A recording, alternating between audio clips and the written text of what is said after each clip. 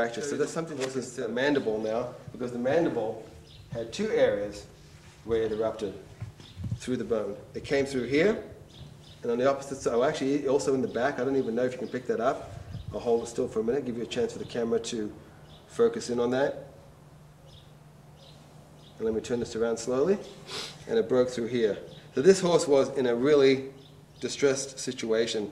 And when I was preparing these skulls, I noticed that right away. Also, if you focus in on here, down on the mandible, here's some dental cysts that did not erupt through the bone, but you can see that bulging effect. Now, these dental cysts usually are not a problem. This is rare for this to happen as this one did. Usually what happens is, as these teeth are erupting up, these teeth are moving up, erupting forward to compensate for the wear of the teeth, usually these dental cysts will shrink. As the roots pull away and the pressure is removed from the lower mandible, this bone will actually shrink up and become all nice and flat. But temporarily, you'll see on horses, are usually around between 4 and 5, they start getting these big bulges. All that is the root of the teeth pushing against the mandible or in the upper jaw, the maxilla. And as the teeth erupt and the roots pull away, that should dry up. Unfortunately for this horse, this one actually had a situation where it did break through the bone, which probably contributed to this horse's demise.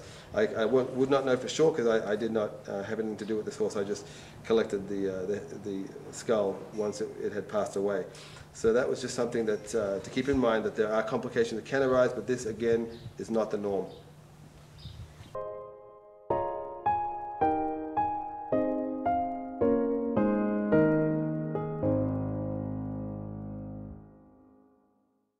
I always look to see if someone is charting the mouth. And charting the mouth to me is very important. Well, what that does, all horses have, and I'll show you this after I show you the chart, there's a numbering system they use on the horse's teeth. Each tooth has a number that is associated with that. And this chart represents the incisors, the upper and lower molars. So what I do is I document all the teeth and I put down whatever abnormality or malocclusion. The malocclusion is just drifting away from the normal mouth. There's some sort of unusual pattern, which I'll show you in a little bit on some other horses. So if there's any malocclusions, we document that. I use the blue to document an area that's overgrown, and I use red to document an area that's excessively worn out. That's my particular way of doing that. And this is good because when I work on a horse and I do a follow-up, I can look at a problem that I have corrected and I'm still continuing to correct and see that how it's coming along on follow-up procedures. So I like the charting. I get a copy, the client gets a copy. If the person were to move out of state, they could take this chart to another person who's competent and they would understand what the previous problems were. So that's something to look at. I also would pay close attention to how the person checks the horse's mouth. Sometimes you'll see someone put their finger, let me just come over here for a moment.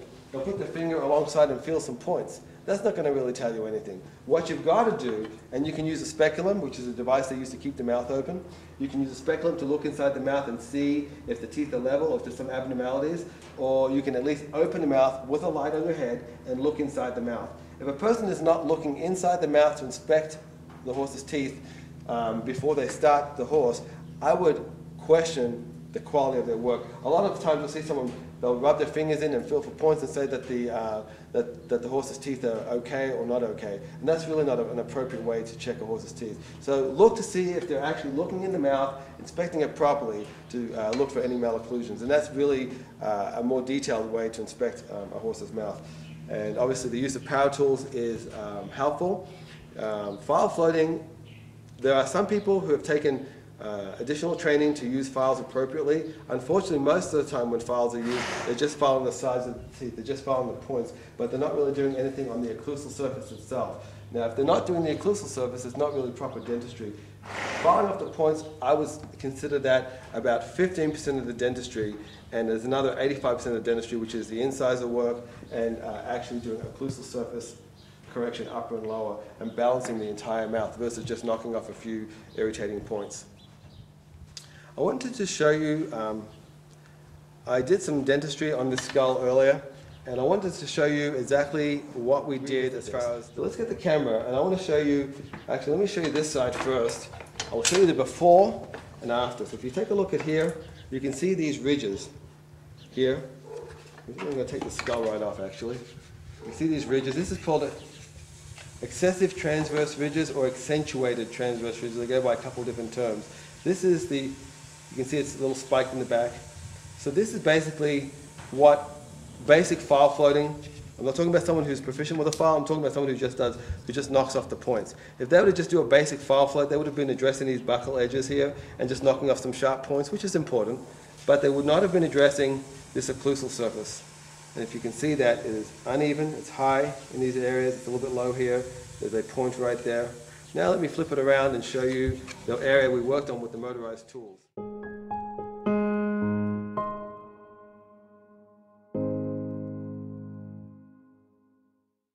You can see the front here has been rounded. That's the bit seat. We do this so when you pull the bit in, it doesn't hit the sharp points on these teeth, will hit the soft tissue. So this front tooth is rounded. The occlusal surfaces have been leveled. Now this horse had relatively deep accentuated transverse ridges, so this will take 2 dentistries to correct properly. There's some areas here that I did not go down that far. I like to do 2 dentistries when I see really deep ridges like this instead of trying to knock it all out in 1 dentistry. And then the buccal edges have been completely smoothed out, and there's nothing here to irritate the skin. And even in back, we've rounded the back here.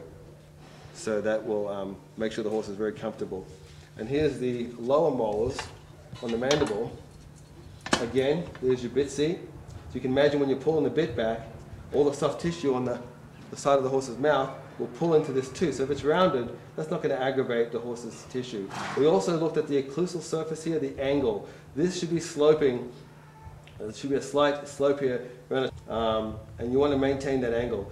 Initially, the occlusal surface was a little bit too steep, so I adjusted the angle, basically took off from the inside and adjusted the angles to correct the occlusal surface angle. And you can see the up and down effect that these excessive transverse ridges did, and also it was a little high in front here.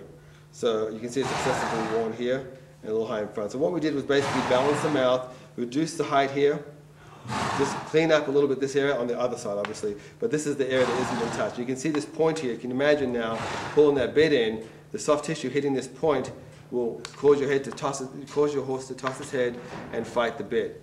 But with the bit seat, and I'll turn it around again, that will be a nice soft connection to the soft tissue inside the horse's mouth, and with proper dentistry, you'll increase the performance in the show ring, whatever. Even if you're just trail riding, you don't have to be doing competitive work. Your horse should always be comfortable, and that's what that bit seat offers there. Just a nice smooth connection so nothing can aggravate your horse's mouth. There's no sharp points. So that'll be very comfortable to have a horse's in the bit. And you can see the incisors. We leveled the incisors completely so it doesn't deteriorate over time.